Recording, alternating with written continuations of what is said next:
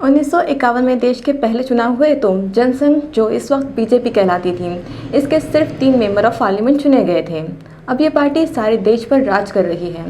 किसी ने सोचा भी ना होगा कि ये पार्टी इतनी मजबूत बनकर उभरेगी कि देश पर लगभग आज़ादी से अब तक राज करने वाली कांग्रेस को घुटने टेकने पर मजबूर कर देगी।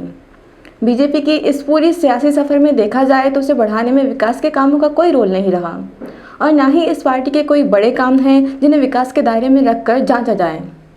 बीजेपी ने हकीकत में अपनी लीडरशिप मजबूत करने साम दाम दंड भेद का हर मुमकिन तरीका अपनाया, लेकिन कुर्सी कभी हाथ से जाने नहीं दी। 3 नेताओं ने कभी सोचा भी ना होगा कि इनकी छोटी सी कोशिश कल बड़ी होकर कांग्रेस मुक्त भारत का सपनों को हकीकत में तब्दील करती नजर आएगी।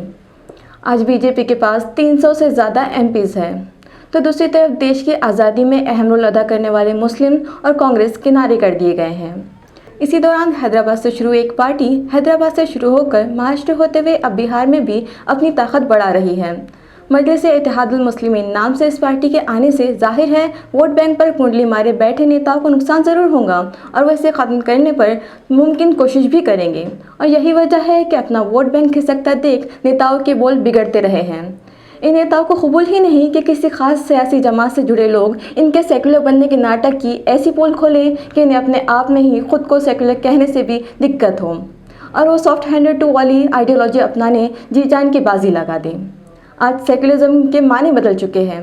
बयानों से हटकर प्रैक्टिकल में कोई नहीं चाहता कि सेकुलरिज्म की सियासत हो, क्योंकि इनके लिए सेकुलरिज्म अब एक गाली बन चुकी है। खुद कई कांग्रेस लीडर इसका एतराफ़ कर चुके हैं और अब कांग्रेस के महाराष्ट्र में नए दोस्त शिवसेना के सीनियर लीडर संजय राउत ने कहा कि देश में कोई भी सेकुलर नहीं है। अब सवाल ये पैदा होता है कि जब देश में सेकुलर संविधान की शपथ लेकर मंत्रियां सेकुलरिज्म को ख़त्म करना चाहते हो, बीजेपी जो सेकुलर नहीं होने का ऐलान करती है, कांग्रेस जो सेकुलर होने का ऐलान तो करती है लेकिन प्रैक्टिकल में माइनॉरिटी को तालीमी, सियासी और सामाजिक हाशिए पर ला खड़ा करती है, तो सिर्फ मजलिस-ए-इत्तेहादुल मुस्लिमीन ही को क्यों रोका जाए? क्या वैसे ही सेकुलरिज्म के ठेकेदार हैं? जब कांग्रेस और एमआईएम मिलकर सत्ता पर बैठे थे तब एमआईएम और बीजेपी की भी टीम नहीं थी, और अब जब कांग्रेस की गली से दिल्ली तक लीडर्स सुबह में कांग्रेस में तो शाम में बीजेपी के हो जाते हैं, तो कौन सी गुप्त टीमें होती हैं? एमआईएम भी वैसे इतनी ही सियासी पार्टी है जितनी दूसरी सियासी पार्टियां। विकास की परिभाषा बदल दी गई है। जो कुर्सी पर होता है वो विकास कहता है और जो कुर्सी से हट जाता है वो इसी विकास को अपने डिक्शनरी में विनाश लिखता रहता है।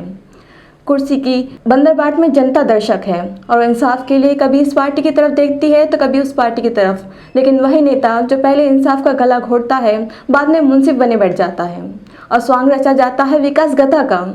मुस्लिम कम्युनिटी जो देश की दूसरी सबसे बड़ी मेजॉरिटी है, इसे माइनॉरिटी बताते बताते अब उसके जिस्म पर इल्ज़ाम के इतने पेबंद लग चुके हैं कि उसे खुद अपने सेकुलरिज्म होने का डर लगने लगा है।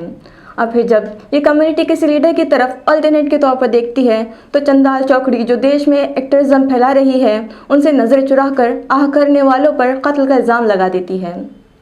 देश में देखा जाए तो कोई सेकुलर नहीं, हर पार्टी का अपना एक एजेंडा है। बीजेपी हिंदुत्व के एजेंडे के नाम पर कुर्सी जीतती है तो सीपीआई कम्युनिस्ट एजेंडा लेकर आना चाहती है। कांग्रेसी कुर्सी को अपना जन्मजात अधिकार समझते हैं तो रीजनल पार्टियां अपने हिस्से की हिस्सेदारी चाहती हैं। देश में सेकुलरिज्म के नाम पर जीतने वाले आम आदमी पार्टी को देख लीजिए।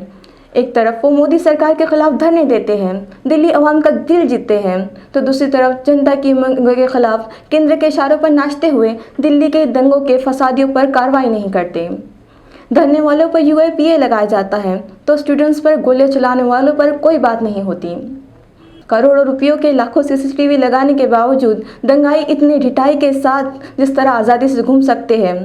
जब आपके जिस्म पर कभी किसी तरह का जख्म आ जाए तो पूरा जिस्म उस दुख को, दर्द को बर्दाश्त करता है, लेकिन यहाँ समाज में एक दूसरे को काटने वालों को कुर्सियाँ मिलती है और वो सेकुलर होने की दुहाई देकर फिर से अपने पाप धोकर बेदाग साबित हो जाते हैं।